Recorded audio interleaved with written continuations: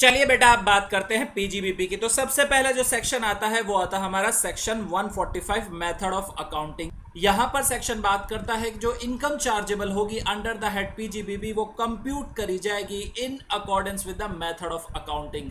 और कौन सा मेथड? जो रेगुलरली और कंसिस्टेंटली एम्प्लॉय किया है असेसी ने, भले ही वो कैश मेथड हो या मर्केंटाइल बेसिस वाला मेथड हो। चलिए बेटा, नेक्स्ट इज आर सेक्शन 28 जो है चार्जिंग सेक्शन ऑफ पीजीबीपी। ये डिफाइन करता है कि कौन कौन सी ऐसी इनकम है या प्रॉफिट्स है जो टैक्सेबल हो जाएंगे अंडर द हेड पीजीबीपी में। सबसे पहला जो हमारा आता है, किसी भी बिजनेस या प्रोफेशन के जो प्रॉफिट्स या गेन है असेसी ने अर्न किए हैं ड्यूरिंग द प्रीवियस ईयर, तो वो हो जाते हैं taxable under the head PGBP. Next हमारा डबल आई वो बात करता था कंपनसेशन की और अदर पेमेंट की। इन केस एक पर्सन को कंपनसेशन मिल रही है या पेमेंट मिल रही है, किस कनेक्शन में? फर्स्ट, एक पर्सन है जो मैनेज कर रहा है इंडियन कंपनी के अफेयर्स या तो होल या सब्सटेंशियली, तो उस केस में अगर उस पर्सन की कोई मॉडिफिकेशन होती है टर्म्स या कंडीशन, या उसे टर्मिनेट कर दिया जाता है मैनेजमेंट से, तो बदले में जो उसे कंपनसेशन या पेमेंट मिलती है बेटा वो टैक्सेबल हो जाती है under the head PGBP. Next, एक पर्सन है जो मैनेज कर रहा है, इंडियन कंपनी नहीं मैनेज कर रहा, कोई और कंपनी मैनेज कर रहा है, लेकिन वो कंपनी कहां पर है? इंडिया में है, और मैनेज कर रहा है होल या substantially the whole of affairs of that company. तो उस केस में अगर उस पर्सन की कोई टर्म्स या कंडीशन में कोई मॉडिफिकेशन आता है या टर्मिनेट कर दिया जाता है उसे ऑफिस से, तो उस केस में मिलने वाली पेमेंट या कंपनसेशन वो भी टैक्सेबल हो जाती थी under the head PGBB. Next, C point में हमने देखा था कि एक पर्सन है वो होल्ड करता है एजेंसी इंडिया में, और जो एजेंसी बिजनेस है उससे रिलेटेड उसे टर्मिनेट कर दिया जाता है या मॉडिफाई कर दी जाती है कोई टर्म्स एंड कंडीशन, तो उसमें मिलने वाली कंपनसेशन या पेमेंट वो भी टैक्सेबल हो जाती थी पीजीबीपी में। डी पॉइंट बात करता है गवर्नमेंट का कोई कॉर्पोरेशन है या एक ऐसा कॉर्पोरेशन है जिसे गवर्नमेंट कंट्रोल करती है, उसकी प्रॉपर्टी या बिजनेस वो मैनेज करता है, तो उस केस में उस पर्सन को मिलने वाली कंपनसेशन या पेमेंट वो भी टैक्सेबल हो जाती थी पीजीबीपी में। लास्ट जो बात करता था ई पॉइंट, वो बात करता था कि अगर कोई पर्सन कॉन्ट्रैक्ट करता है बिजनेस से रिलेटेड और उस कॉन्ट्रैक्ट में क्या होता है, मॉडिफिकेशन कर दी जाती है टर्म्स या कॉन्ट्रैक्ट, या टर्मिनेट कर दिया जाता है, और बदले में उस पर्सन को मिला करती थी कंपनसेशन या पेमेंट, तो वो भी टैक्सेबल हो जाती थी बेटा पीजीबीपी में। थर्ड पॉइंट बात करता है कि कोई ट्रेड, प्रोफेशनल या similar association specific services perform कर रहा है अपने मेंबर्स के लिए, तो जो उसे इनकम अर्न हो रही है वो इनकम कहां टैक्सेबल होगी? उसकी पीजीबीपी हेड में। अब बात करते हैं कि अगर कोई असेसी या पर्सन कैरी कर रहा है एक्सपोर्ट बिजनेस, तो उसके रिलेटेड में हमने 4 इंसेंटिव पढ़े थे। पहला, वो पर्सन क्या करता है, इंपोर्ट एंटाइटलमेंट की सेल कर देता है, और उस सेल करने पर उसे होता है प्रॉफिट, तो वो प्रॉफिट कहां टैक्सेबल होगा? वो प्रॉफिट टैक्सेबल होगा under the head PGBP. Next point में असेसी क्या करता है, एक्सपोर्ट करता है एक ऐसी स्कीम जो गवर्नमेंट ऑफ इंडिया से अप्रूव्ड है, तो उस केस में जो उसे कैश असिस्टेंस मिलता है वो भी टैक्सेबल हो जाता था पीजीबीपी में। सी पॉइंट बात करता था कि कस्टम ड्यूटी या एक्साइज रीपेड या रीपेबल किया जा रहा है, कैसे? ड्रॉबैक के तौर पे, तो ये जो एक्साइज का रीपेड या कस्टम ड्यूटी का रीपेड या रीपेबल किया जा रहा है बेटा, ये टैक्सेबल हो जाया करता था पीजीबीपी में। नेक्स्ट, डी पॉइंट में बात करते थे कि असेसी ने ड्यूटी फ्री रिप्लेनिशमेंट सर्टिफिकेट जो है वो सेल कर दिया है या ट्रांसफर कर दिया है, और ट्रांसफर करने पर जो उसे प्रॉफिट आ रहा है वो प्रॉफिट कहां टैक्सेबल होगा? वो प्रॉफिट टैक्सेबल हो जाएगा अंडर द हेड पीजीबीपी में। फिफ्थ पॉइंट बात करता है कि एक पर्सन कैरी करता है अपना बिजनेस या प्रोफेशन और उसे मिलता क्या है, बेनिफिट अराइज होता है कोई या परक्यूजिट मिलता है, तो उस केस में जो परक्यूजिट या बेनिफिट की वैल्यू होगी, भले ही वो मनी में कन्वर्टेबल हो या ना हो, तो वो पीजीबीपी में इंक्लूड कर ली जाती थी। नेक्स्ट हमारा 6 पॉइंट जो बात करता था एक फर्म के पार्टनर के बारे में, अगर कोई इंटरेस्ट, सैलरी, बोनस, कमीशन या रेम्युनरेशन मिल रहा है एक फर्म के पार्टनर को, तो वो टैक्सेबल हो जाता था पीजीबीपी में, प्रोवाइडेड ये जो सैलरी, बोनस, इंटरेस्ट, कमीशन या रेम्युनरेशन मिला है पार्टनर को, उसकी डिडक्शन मिल गई हो फर्म को under section 40B। Next 7 point बात करता है बेटा अगर कोई सम रिसीव कर रहा है एसएससी या रिसीवेबल है, कैश में है या काइंड में, एक एग्रीमेंट में, और वो एग्रीमेंट किस नेचर का है, नॉन कम्पीट नेचर का है, तो उस केस में जो भी ये अमाउंट मिलेगी वो टैक्सेबल हो जाएगी under the head PGBP. First हमने पढ़ा था कि एक पर्सन नॉन कम्पीट एग्रीमेंट करता है, किस एक्टिविटी के लिए करता है, activity which is related to any business और प्रोफेशन। नेक्स्ट हमने पढ़ा था कि अगर एसएससी शेयर नहीं करता कोई नो हाउ, कोई पेटेंट, कॉपीराइट, ट्रेडमार्क, लाइसेंस या फ्रेंचाइजी या किसी अदर बिजनेस के कमर्शियल राइट या इंफॉर्मेशन या टेक्निक जो उसे असिस्ट करते हैं मैन्युफैक्चर या प्रोसेसिंग ऑफ गुड्स या प्रोविजन ऑफ सर्विसेज में, तो उस केस में भी ना शेयर करने के बदले जो उसे सम रिसीव्ड हो रहा है या रिसीवेबल है वो भी टैक्सेबल हो जाता था under the head PGBP. 7 point बात करता था कि कोई भी सम रिसीव हो रहा है एक कीमैन इंश्योरेंस पॉलिसी में including the sum allocated by way of bonus on such policy, तो वो भी टैक्सेबल हो जाया करता था बेटा पीजीबीपी हेड में। 9 पॉइंट बात करता है कि एक इन्वेंट्री जिसे कन्वर्ट किया जा रहा है कैपिटल एसेट में, तो उस इन्वेंट्री की जो फेयर मार्केट वैल्यू होगी on the date of conversion वो टैक्सेबल कर दी जाती थी under the head PGBP. 10 point बेटा बात करता था एक ऐसी एसेट्स की डिडक्शन ले ली गई है अंडर सेक्शन 35 एडी में, और बाद में उस एसेट का क्या हो रहा है, ट्रांसफर हो रहा है, या उस एसेट का डिमोलिशन हो गया या डिस्ट्रॉय हो गई या डिस्कार्ड हो गई है, तो उस केस में जितने भी अमाउंट मिली है वो टैक्सेबल हो जाया करती थी अंडर द हेड पीजीबीपी। लेकिन यहां पर हमने ध्यान दिया था कि ये जो एसेट है वो कौन सी नहीं होनी चाहिए, लैंड, गुडविल और फाइनेंशियल इंस्ट्रूमेंट। ठीक है बेटा। नेक्स्ट हमने बात की थी फिर सेक्शन 29 की। सेक्शन 29 बताता था कि जो पीजीबीपी हेड के प्रॉफिट्स या गेन्स है उन्हें कंप्यूट किया जाएगा in accordance with the provision contained in section 30 to 43D। जो सेक्शन 30 से लेके 43D के जो प्रोविजन है उनके अकॉर्डिंग ही पीजीबीपी के प्रॉफिट जो है कंप्यूट किए जाते थे। अब बात करते हैं बेटा सेक्शन 30 की। बेसिकली सेक्शन 30 से लेके 38 तक हमारी एडमिसिबल डिडक्शन शुरू होती है। तो सबसे पहला सेक्शन हम 30 बात करते हैं। सेक्शन 30 जो डिडक्शन दिया करता था वो डिडक्शन दिया करता था amount paid on account of rent, rate, taxes, repair and insurance for buildings. इसके रिगार्डिंग जो है डिडक्शन दिया करता था एसएससी। लेकिन ध्यान रहे यहाँ पर कंडीशन क्या थी, ये रेंट, रेट, टैक्सेस, रिपेयर्स और इंश्योरेंस जो दिया जा रहा है वो किससे रिलेटेड होना चाहिए, related to the business and building use for the purpose of business और प्रोफेशन। इन केस जो प्रेमाइसिस है ऑक्यूपाई की है एसएससी ने एज ए टेनेंट और वो रिपेयर्स करा रहा है उस बिल्डिंग की, तो लॉ बोलता है उस बिल्डिंग की जो वो रिपेयर कराता है उसकी भी उसे डिडक्शन मिल जाती थी। नेक्स्ट बात करते हैं सेक्शन 31 की। सेक्शन 31 में एसएससी क्या कराता है, रिपेयर कराता है, इंश्योरेंस कराता है किसका, plant and machinery and furniture का, which is use for the purpose of business और प्रोफेशन। तो उस केस में भी एसएससी ने जो एक्सपेंडिचर किया उसकी डिडक्शन मिल जाया करती थी। बेसिकली सेक्शन 30 एंड 31 में रेवेन्यू नेचर की जो एक्सपेंस होते थे उनकी डिडक्शन मिल जाया करती थी। सेक्शन 32 बात करता था डेप्रिसिएशन की। तो डेप्रिसिएशन के बारे में हमने पढ़ा था कि डेप्रिसिएशन जो होता है बेटा मैंडेटरीली क्लेम करना पड़ता है, एसएससी को मैंडेटरी होता है क्लेम करना। साथ ही हमने कुछ कंडीशन पढ़ी थी जिसमें हमने पहली कंडीशन ये पढ़ी थी कि जो असेट है वो यूज होनी चाहिए for the purpose of business और profession at any time during the year. Use कैसा होना चाहिए था, यूज एक्टिव यूज भी हो सकता था और पैसिव यूज भी हो सकता था। साथ ही एक कंडीशन और आती थी यूज के साथ, वो आती थी पुट टू यूज की। अगर एसेट का पुट टू यूज 180 डेज से कम है ड्यूरिंग द प्रीवियस ईयर तो उस केस में जो डेप्रिसिएशन का रेट होता था वो हो जाता था बेटा 50%। नेक्स्ट जो कंडीशन थी वो ये थी कि एसेट जो है वो शुड बी ओन्ड होनी चाहिए एसएससी के द्वारा, या तो होली ओन हो या पार्टली ओन हो। ठीक है बेटे। नेक्स्ट बात करते थे हम डेप्रिसिएशन की। डेप्रिसिएशन अलाउ किस पे होता था, डेप्रिसिएशन जो अलाउड होता था वो बेटा होता था WDV पर, यानी ब्लॉक ऑफ एसेट्स का जो WDV हुआ करता था उस पे डेप्रिसिएशन अलाउड हुआ करता था एट द प्रिस्क्राइब रेट्स, जो प्रिस्क्राइब रेट्स थे रूल्स के अकॉर्डिंग। लेकिन in case of power generating unit वहां पर डेप्रिसिएशन जो है SLM बेसिस पर भी कैलकुलेट किया जा सकता था। फिर हमने समझा था कि जो ब्लॉक ऑफ एसेट्स होती हैं उसका मतलब क्या होता है, तो वहां पर हमने समझा था कि ब्लॉक ऑफ एसेट्स का मतलब होता है ग्रुप ऑफ एसेट्स, जिसमें एसेट्स को क्लासिफाई किया जाता था टेंजिबल और इनटेंजिबल बेसिस पर। टेंजिबल एसेट्स कौन सी हुआ करती थी, हमारी बिल्डिंग, मशीनरी, प्लांट और फर्नीचर, ये हमारी टेंजिबल एसेट्स हुआ करती थी। इनटेंजिबल एसेट्स कौन सी हुआ करती थी, जैसे know how, patents, copyright, trademark, license, franchise या अदर बिजनेस के कोई कमर्शियल राइट्स हैं या उनसे मिलते जुलते कोई राइट्स है तो वो हो जाते थे हमारे इनटेंजिबल एसेट्स।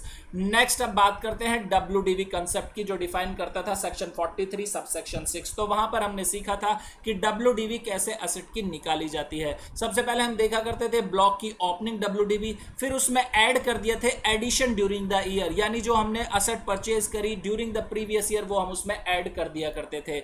इन दोनों का जो टोटल होता था उसे थर्ड पॉइंट में लिख दिया करते थे। नेक्स्ट जो पॉइंट आता था वो आता था बेटा डिलीशन। डिलीशन यानी मनी रिसीवेबल किस रेस्पेक्ट में, अगर एसेट सेल कर दी गई है या डिस्कार्ड कर दी गई है या एसेट डिमोलिश हो गई या डिस्ट्रॉय हो गई, तो उसके रिगार्डिंग जितनी भी अमाउंट रिसीव हुई, जितनी भी मनी रिसीव हुई, वो आ जाती थी बेटा फोर्थ पॉइंट में। फिफ्थ पॉइंट में हम क्या करते थे, थर्ड पॉइंट का जो टोटल है उसमें से लेस कर दिया करते थे फोर्थ पॉइंट की अमाउंट लेस करने के बाद हमारे पास फिफ्थ पॉइंट में आता था WDV at the end of the year. अब ये जो WDV हुआ करती थी, इस पे हम डेप्रिसिएशन कैलकुलेट किया करते थे। सिक्स पॉइंट में डेप्रिसिएशन हम इस पे से कैलकुलेट करके रिड्यूस करके जो हमारी बचती थी वो होती थी हमारी WDV for the next year, यानी ओपनिंग WDV हो जाए करती थी अगले साल के लिए।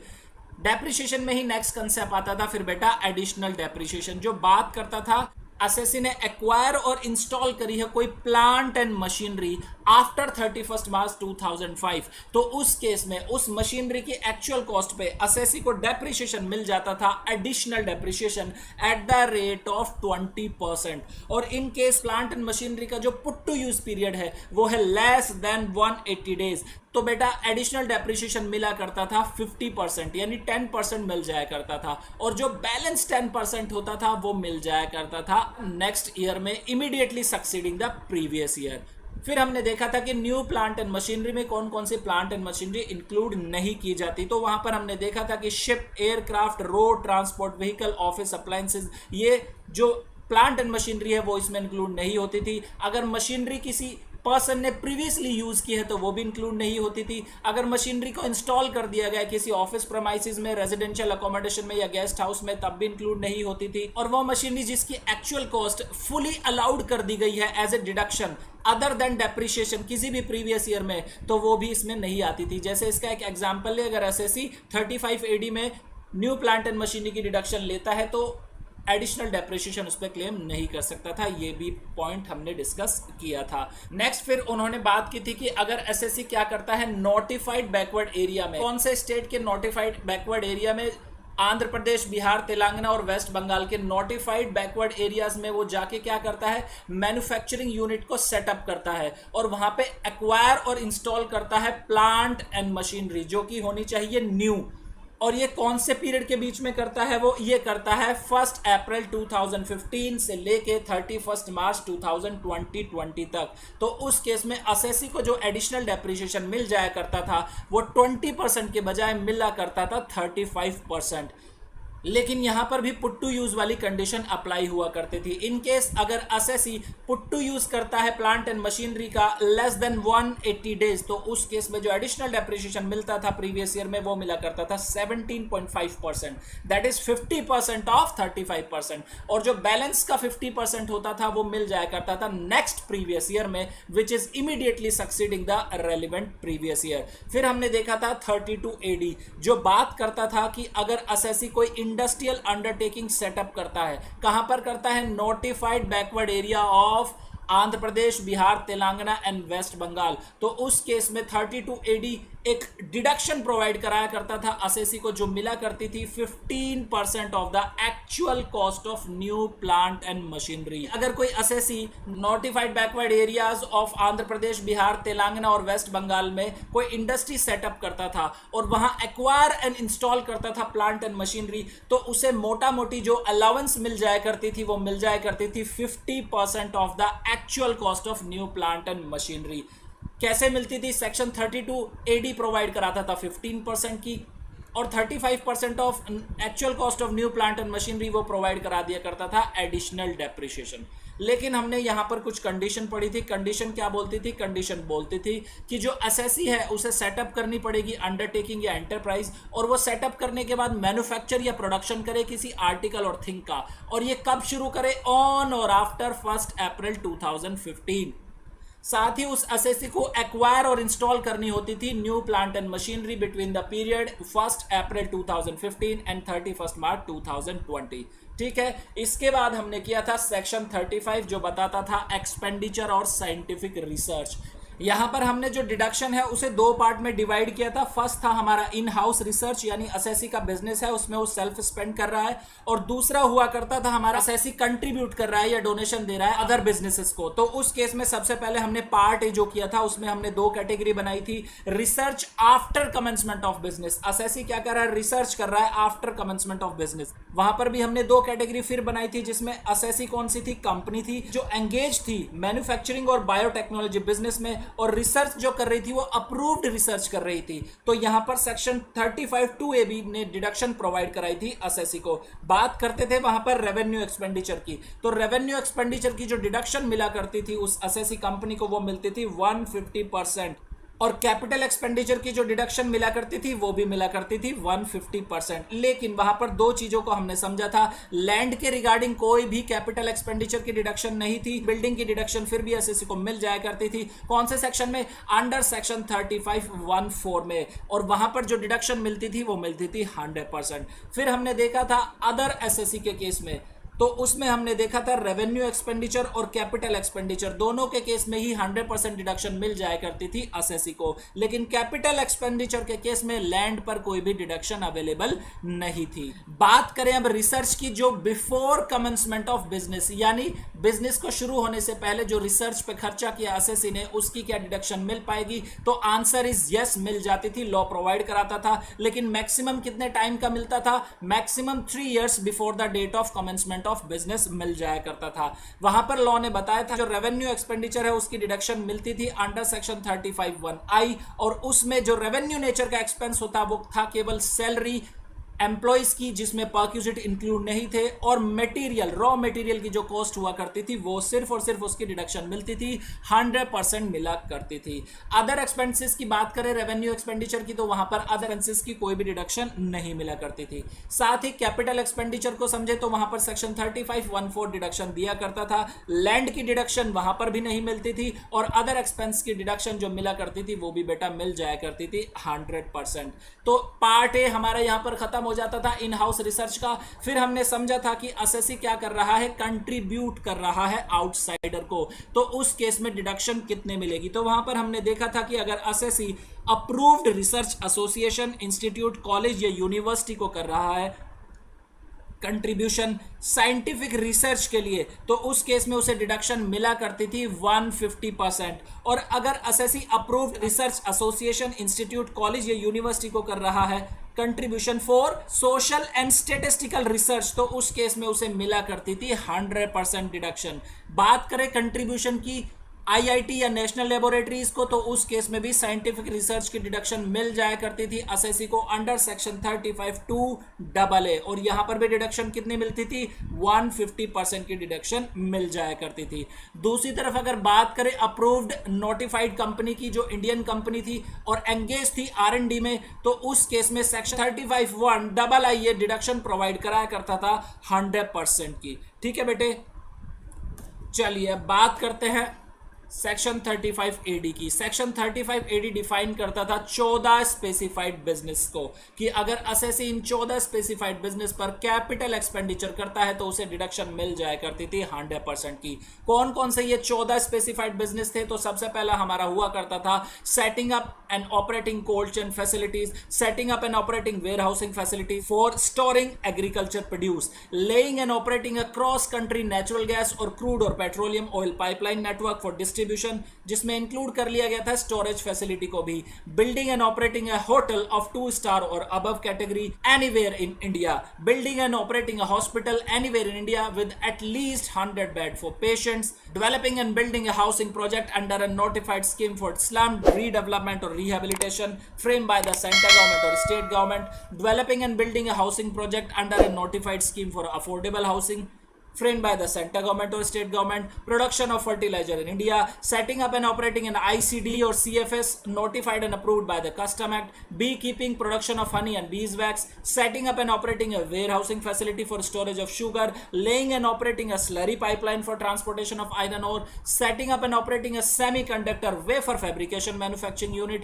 which is notified by the board, developing or maintaining and operating or developing, maintaining and operating a new infrastructure facilities। तो इनके बिजनेस के लिए डिडक्शन मिलती थी असेसी को 100% of the capital expenditure incurred during the previous year. However, deduction जो है before commencement of business की भी मिल जाया करती थी, लेकिन वहां पर कंडीशन थी असेसी क्या करे, उस एक्सपेंडिचर को कैपिटलाइज कर दे in the books of accounts. साथ ही हमने यहां पर यह देखा था 3 तरह के जो कैपिटल एक्सपेंडिचर थे बेटा, उनकी डिडक्शन नहीं मिला करती थी। कौन कौन से थे? Any expenditure incurred on the acquisition of any land, goodwill और फाइनेंशियल इंस्ट्रूमेंट, तो उस केस में भी डिडक्शन असेसी को मिला नहीं करती थी। एक चीज हमने और समझी थी यहां पर, वो क्या समझी थी कि असेसी किसी एक्सपेंडिचर के रिगार्डिंग पेमेंट कर रहा है किसी पर्सन को इन अ डे, और वो जो अमाउंट है वो एक्सीड करती है ₹10,000, और ये जो पेमेंट की जा रही है अदरवाइज देन एन अकाउंट पे चेक और अकाउंट पे बैंक ड्राफ्ट और use of electronic clearing system, तो उस केस में ये जो पेमेंट की गई है असेसी के थ्रू ये हो जाती थी डिसअलाउड। सेक्शन 35 AD के पर्पस के लिए इस पे डिडक्शन नहीं मिला करता था। दूसरी हमने कंडीशन समझी थी कि अगर कोई असेट जिसका डिडक्शन ले लिया है असेसी ने 35 AD में, तो उस असेट को असेसी 8 इयर्स के लिए ट्रांसफर नहीं कर सकता था।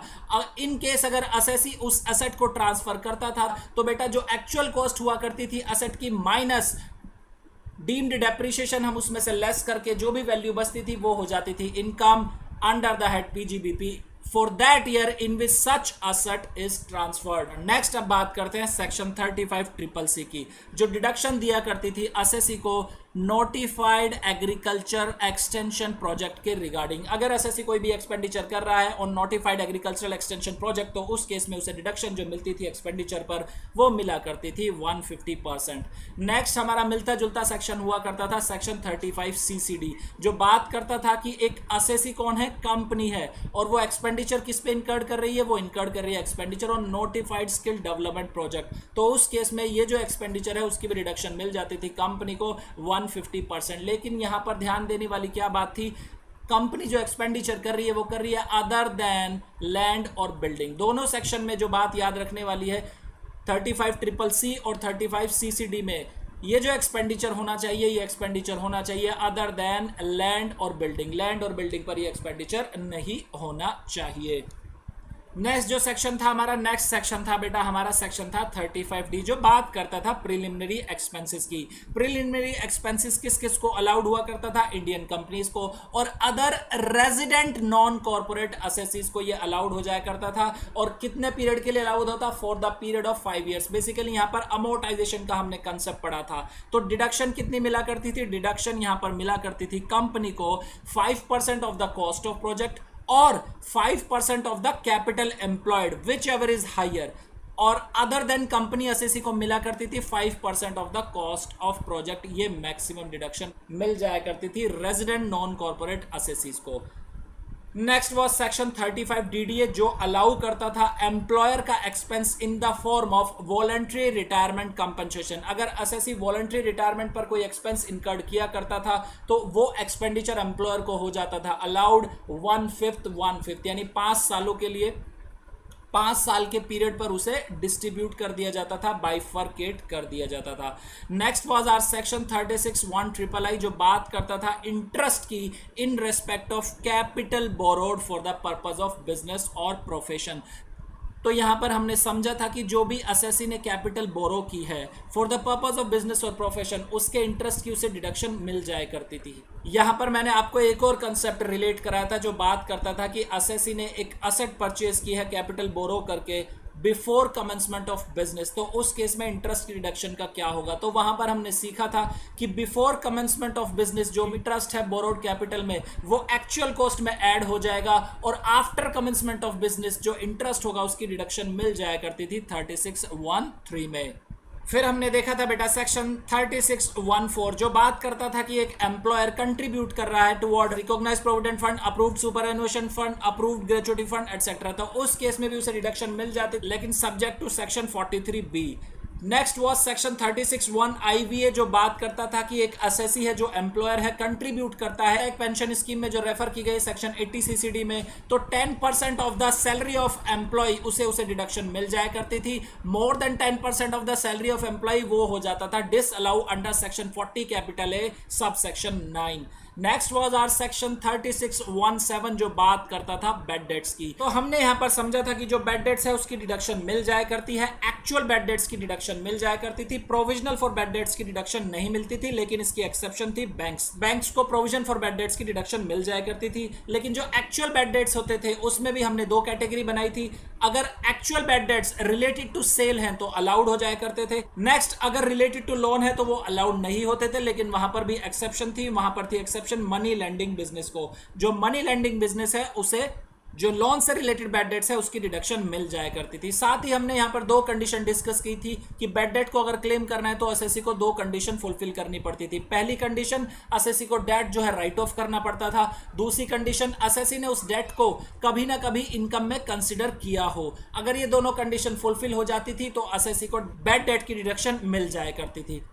लेकिन मैंने यहां पर आपको आईसीडीएस से रिलेटेड भी एक प्रोविजन बताया था जो बात करता था कि अगर एसएससी ने कोई डेट की अमाउंट इनकम में कंसीडर कर ली है ड्यू टू आईसीडीएस और बाद में वो डेट क्या हो जाता है, बैड डेट हो जाता है, तो इस केस में जो दो कंडीशन है बैड डेट क्लेम करने की वो एक फुलफिल नहीं हो पाती।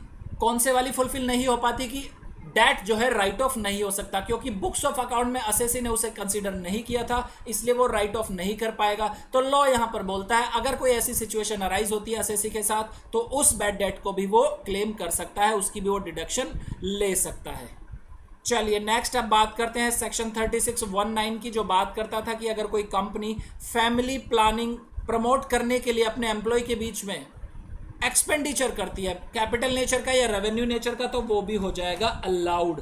रेवेन्यू नेचर का जो एक्सपेंस होता था बेटा उसकी मिला करती थी 100% डिडक्शन, और जो कैपिटल नेचर का डिडक्शन हुआ करता था उसकी मिल जाया करती थी 1/5 हर साल, यानी 5 सालों पे उसे अमोर्टाइज कर दिया जाता था। नेक्स्ट जो बात करता था कि अगर एसएससी एसटीटी पे कर रहा है सिक्योरिटीज पर तो इस एसटीटी की भी उसे डिडक्शन मिल जाएगी, प्रोवाइडेड ये जो सिक्योरिटीज है ये उसकी स्टॉक इन ट्रेड होनी चाहिए। मिलता जुलता सेक्शन था सेक्शन 36(1)(16) जो बात करता था कि अगर सीटीटी पे किया है एसएससी ने तो उसकी भी डिडक्शन मिल जाएगी, लेकिन कंडीशन क्या थी, जो कॉमोडिटीज हैं वो स्टॉक इन ट्रेड होनी चाहिए एसएससी की।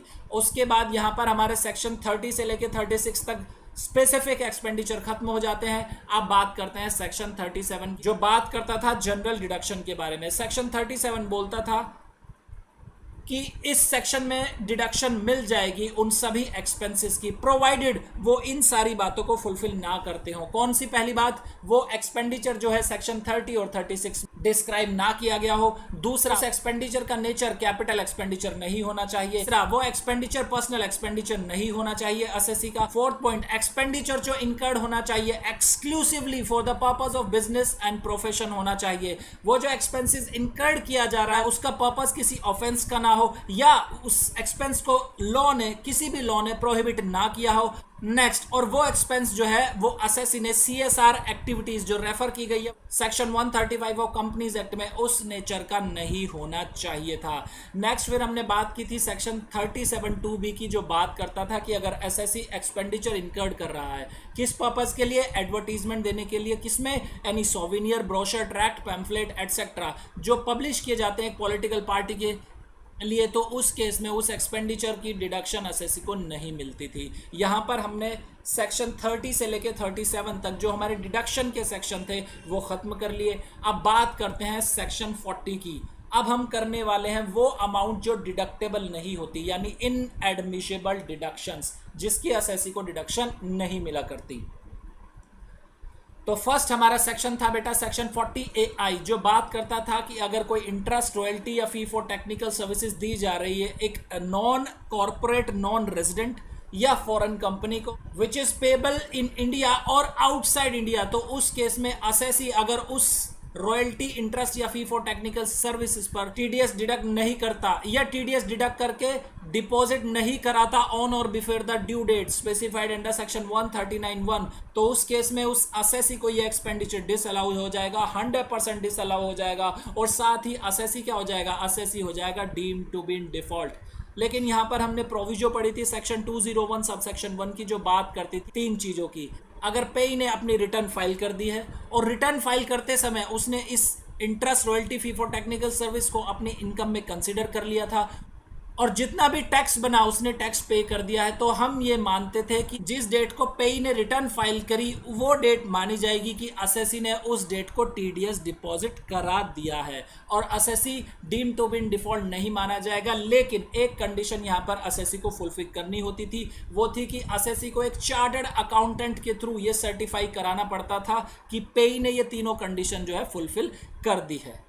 नेक्स्ट एक बात और हमने समझी थी कि ये जो एक्सपेंस है ये अलाउ कब होगा असेसी को। तो लॉ यहां पर बोलता था जिस प्रीवियस ईयर में असेसी ने टैक्स डिपॉजिट करा दिया है गवर्नमेंट को, उस प्रीवियस ईयर में ये एक्सपेंस अलाउड हो जाएगा असेसी को। चलिए नेक्स्ट बात करते हैं 40A ये मिलता जुलता सेक्शन है प्रीवियस सेक्शन से, लेकिन ये बात करता था any sum payable to resident, और इन केस उस अमाउंट पर असेसी टीडीएस डिडक्ट नहीं करता या टीडीएस डिडक्ट करके डिपॉजिट नहीं कराता on or before due date of filing of return of income, तो उस केस में जो असेसी है 30% जो एक्सपेंडिचर है वो डिस अलाउ हो जाएगा असेसी के हैंड में। साथ ही जब ये टैक्स गवर्नमेंट को डिपॉजिट हुआ तो जिस प्रीवियस ईयर में ये टैक्स डिपॉजिट होता है उस प्रीवियस ईयर में बैलेंस जो 30% डिस अलाउड हुआ था वो अलाउड हो जाएगा। सेक्शन ये बात करता है। नेक्स्ट वो सेक्शन 48II जो बात करता था कि अगर इनकम टैक्स पे करा गया है तो उसकी कोई भी डिडक्शन नहीं मिलेगी असेसी को। नेक्स्ट सेक्शन 48II जो बात करते थे कि अगर कोई भी अमाउंट पे की जा रही है, किस नेचर की, रॉयल्टी, लाइसेंस फी, सर्विस फी, प्रिविलेज फी, सर्विस चार्ज एटसेट्रा, और ये पे कौन कर रहा है, स्टेट गवर्नमेंट अंडरटेकिंग पे कर रही है स्टेट गवर्नमेंट को, तो स्टेट गवर्नमेंट अंडरटेकिंग को इन सभी एक्सपेंसेस की डिडक्शन नहीं मिलेगी। नेक्स्ट वो सेक्शन 48III जो बात करता था कि सैलरीज हेड में कोई भी पेमेंट की जा रही है जो आउटसाइड इंडिया पे की जा रही है या एक नॉन रेजिडेंट को पे की जा रही है, तो उस पर अगर टीडीएस डिडक्ट नहीं करता असेसी तो उसे डिडक्शन नहीं मिलेगी। नेक्स्ट वो सेक्शन 40AV जो बात करता था अगर एम्प्लॉयर टैक्स पे कर रहा है नॉन मॉनेटरी परक्विजिट्स पर अपने एम्प्लॉयज की, तो उस केस में ये जो टैक्स की उसने पेमेंट की है उसे डिडक्शन नहीं मिलेगी अंडर सेक्शन 40AV में। साथ ही यहाँ पर बात की गई थी कि ये जो नॉन मॉनेटरी परक्विजिट है वो एग्जम्प्ट होने चाहिए एम्प्लॉय के हैंड में अंडर सेक्शन 10 सबसेक्शन 10CC। चलिए अब बात करते हैं एलएलपी और फर्म के केस में कौन सी अमाउंट डिसअलाउ हो जाएगी। तो यहां पर बात करता है सेक्शन 40B। सेक्शन 40B करता है कि अगर सैलरी, बोनस, कमीशन या रेम्यूनरेशन दिया जा रहा है एक पार्टनर को जो कि क्या है वर्किंग पार्टनर नहीं है तो वो हो जाएगी डिसअलाउ। रेम्यूनरेशन या इंटरेस्ट दिया जा रहा है एक वर्किंग पार्टनर को लेकिन वो क्या है ऑथराइज नहीं है पार्टनरशिप डीड से या पार्टनरशिप डीड के अकॉर्डिंग नहीं है, तो उस केस में भी ये डिसअलाउ हो जाएगी। नेक्स्ट पेमेंट की जा रही है रेम्यूनरेशन की या इंटरेस्ट की एक वर्किंग पार्टनर को जो ऑथराइज तो है पार्टनरशिप डीड से लेकिन रेट्रोस्पेक्टिवली दी जा रही है, तो उस केस में जो रेट्रोस्पेक्टिव पेमेंट दी जा रही है बेटा ये हो जाती थी डिसअलाउड। नेक्स्ट वो बात करता है 4th पॉइंट की, अगर पेमेंट की जा रही है इंटरेस्ट की किसी पार्टनर को जो ऑथराइज्ड भी है पार्टनरशिप डीड के साथ, लेकिन ये जो दिया जा रहा है इंटरेस्ट वो क्या दिया जा रहा है 12% पर एनम से ज्यादा दिया जा रहा है और सिंपल इंटरेस्ट नहीं दिया जा रहा, कंपाउंडेड इंटरेस्ट दिया जा रहा है, तो भी ये क्या हो जाती थी बेटा डिसअलाउ हो जाया करती थी अमाउंट। चलिए अब बात करते हैं बुक प्रॉफिट के कंप्यूटेशन की। तो हमने सीखा था कि बुक प्रॉफिट जो कंप्यूट किए जाते हैं वो कैसे किए जाते हैं। सिंपल नेट प्रॉफिट लेते हैं हम पीजीबीपी का, उसमें से लेस कर देते हैं current year depreciation, brought forward depreciation, और फिर उसमें ऐड कर देते थे रेम्यूनरेशन। रेम्यूनरेशन कौन सी, जो डेबिट की हुई है पीएनएल अकाउंट में। इन केस कोई भी रेम्यूनरेशन की अमाउंट डेबिट नहीं की पीएनएल अकाउंट में तो हम उसे फिर ऐड नहीं किया करते थे।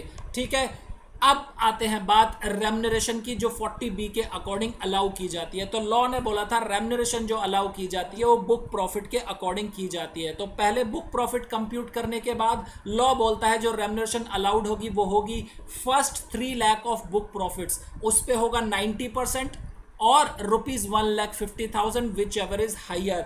नेक्स्ट जो बैलेंस बुक प्रॉफिट बचेंगे उसमें 60%, यानी ये जो दोनों अमाउंट हमारे पास बचती है वो हमारा टोटल रेम्यूनरेशन हो जाएगी अलाउड। यहां पर हमारा खत्म होता है बेटा सेक्शन 40B। अब बात करते हैं उन एक्सपेंसेस की या पेमेंट की जो डिडक्टेबल नहीं होते सर्टेन सर्कमस्टांसेस में, कुछ सर्कमस्टांसेस में। तो हमने यहां पर समझा था सेक्शन 40A सब सेक्शन 2 जो बात करता था असेसिंग ऑफिसर की पावर की।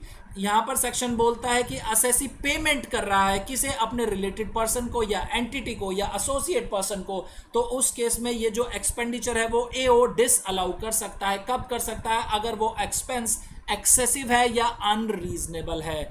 नेक्स्ट हमने यहाँ पर समझा था कि रिलेटेड पर्सन क्या होते हैं, तो हमने देखा था कि जो इंडिविजुअल है उसके रिलेटिव क्या होते हैं, son, mother, father, brother, sister, lineal ascendant, lineal descendant, ये रिलेटेड पर्सन हो जाया करते थे इंडिविजुअल के लिए। नेक्स्ट वाज आर फर्म, तो फर्म के केस में या एलएलपी के केस में जो पार्टनर है या उनके रिलेटिव कंपनी है वो हो जाती थी।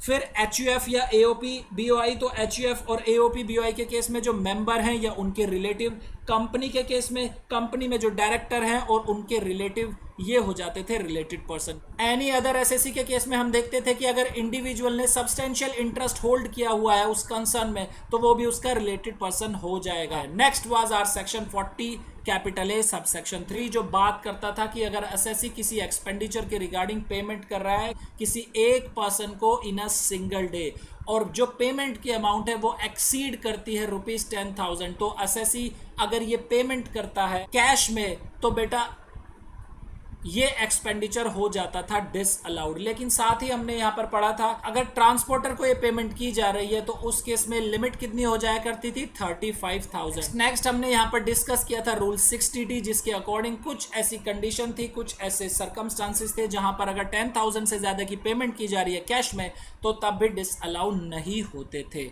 चलिए बेटा next 40 capital A sub section 7 बात करता है provision for payment of gratuity to employees. तो यहां पर हमने बात की थी कि अगर अप्रूव्ड ग्रेचुटी फंड है उसकी पेमेंट के लिए प्रोविजन बनाया जा रहा है तो वो अलाउड हो जाएगा, अगर अप्रूव्ड नहीं है तो वो डिसअलाउड हो जाया करता था। Next was section 41 sub section 1, जो बात करता था रेमिशन और cessation of A trading liability.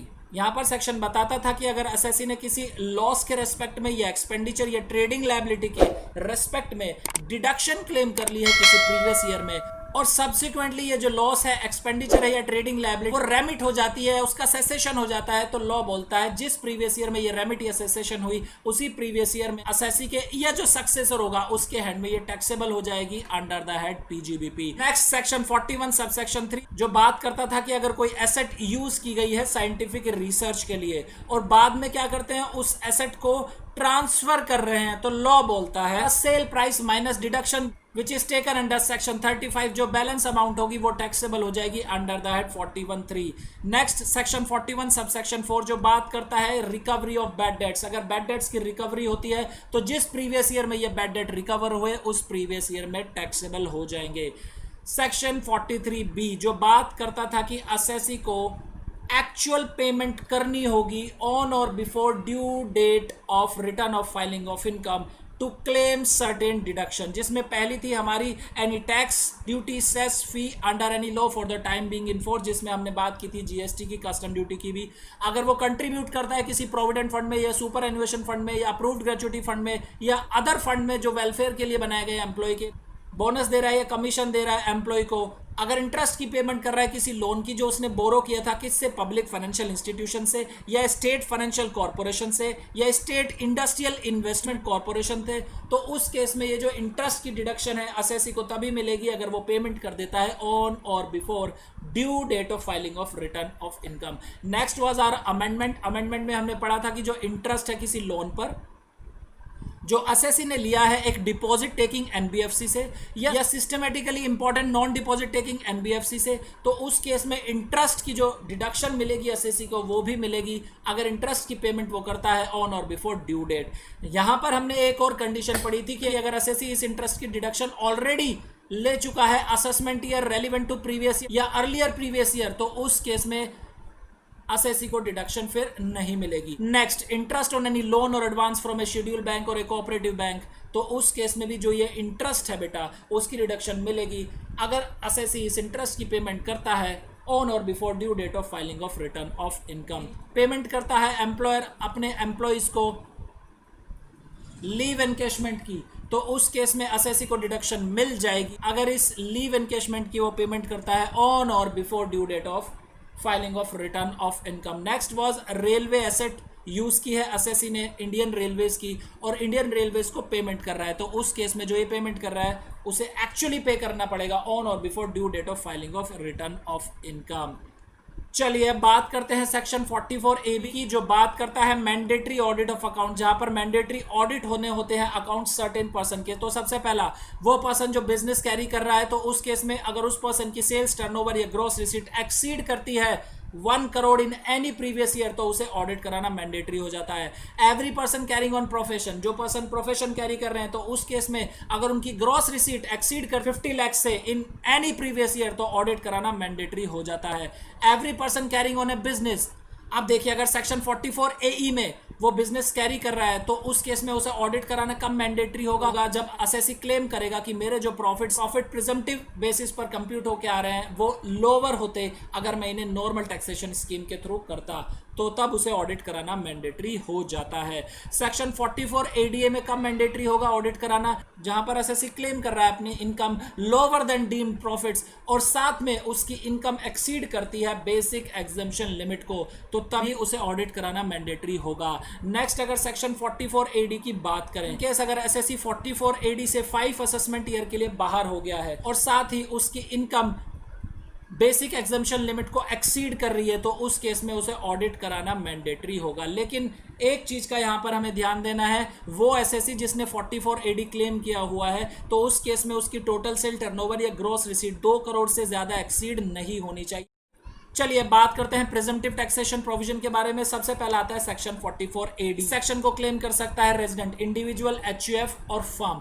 LLP section को क्लेम नहीं कर सकती। और साथ ही इस इंडिविजुअल, एचयूएफ या फर्म ने क्या क्लेम ना किया हो, कोई सेक्शन 10AA की डिडक्शन क्लेम ना की हो, या चैप्टर 6A की कोई डिडक्शन क्लेम ना की हो, या सेक्शन 44AE ना क्लेम किया हो, या उसकी जो ग्रॉस रिसीट्स है वो 2 करोड़ से ज्यादा ना हो, या असेसी नोटिफाइड प्रोफेशनल ना हो अंडर सेक्शन 44AA सबसेक्शन 1, या वो असेसी कमीशन या ब्रोकरेज इनकम अर्न ना करता हो, या वो असेसी एजेंसी बिजनेस ना कैरी करता हो, तो उस केस में उस असेसी को 44AD मिल जाएगा। अब बात करते हैं डीम्ड प्रॉफिट्स की। तो लॉ बोलता है 8% ऑफ ग्रॉस रिसीट्स और टोटल टर्नओवर, जो टोटल टर्नओवर होगा या ग्रॉस रिसीट्स होगी उसका 8% जो होगा असेसी को मिल जाएगा। लेकिन को जो रिसीट्स मिल रही है वो कैसे मिल रही है, अकाउंट पे चेक से मिल रही है, या अकाउंट पे बैंक ड्राफ्ट से मिल रही है, या electronic means through bank account, ऐसे वो रिसीव कर रहा है अपनी रिसीट्स, तो उस केस में जो प्रेजेंटिव रेट होगा वो 6% हो जाएगा। लेकिन यहां पर सेक्शन ने एक कंडीशन लगाई थी, ये जो रिसीट्स हैं जो अदर देन कैश मिल रही हैं, ये असेसी को रिसीव हो जानी चाहिए on or before due date of filing of return of income, तभी जो रेट लगेगा वो 6% का लगेगा। Next was our section 44ADA, जो मिलता जुलता था सेक्शन 44AD से। ये बात करता है प्रोफेशनल्स के लिए। कौन से प्रोफेशनल्स, जो नोटिफाइड प्रोफेशनल्स हैं और जिनकी ग्रॉस रिसीट एक्सीड नहीं करती 50 लाख से, तो उनके लिए जो नोटिफाइड रेट होगा वो होगा 50% of gross receipts. Next is section 44AE, जो बात करता है एक ऐसे एसएसी की जिसके पास not more than 10 goods carriages नहीं होने चाहिए at any time during the previous year, और वो एंगेज होना चाहिए business of plying, hiring and leasing goods carriages, तो उस केस में एसएसी 44AE ले सकता है। और यहां पर जो प्रेजेंटिव रेट है 2 different types of goods vehicle के लिए प्रोवाइड कराया गया है। फॉर हैवी गुड्स व्हीकल जिनका ग्रॉस वेट या अनलेडन वेट 12,000 टन से ज्यादा है, तो उसके लिए लॉ बोलता है 1000 पर टन ऑफ ग्रॉस वेट और अनलेडन वेट एवरी मंथ और पार्ट ऑफ द मंथ उनकी इनकम मानी जाएगी। Other than heavy goods vehicle उनके लिए इनकम हो जाएगी 7500 पर मंथ और पार्ट ऑफ द मंथ। ठीक है बेटा, तो ये थी बेटा हमारी समरी की क्लास। अब आप करिए इसे रिवाइज। इन केस अगर आपको आती कोई प्रॉब्लम तो आप हमें कमेंट सेक्शन में लिख सकते हैं या आप हमें व्हाट्सएप कर सकते हैं। हमारा व्हाट्सएप नंबर है 8287377353। तो बेटा मिलते हैं नेक्स्ट क्लास में।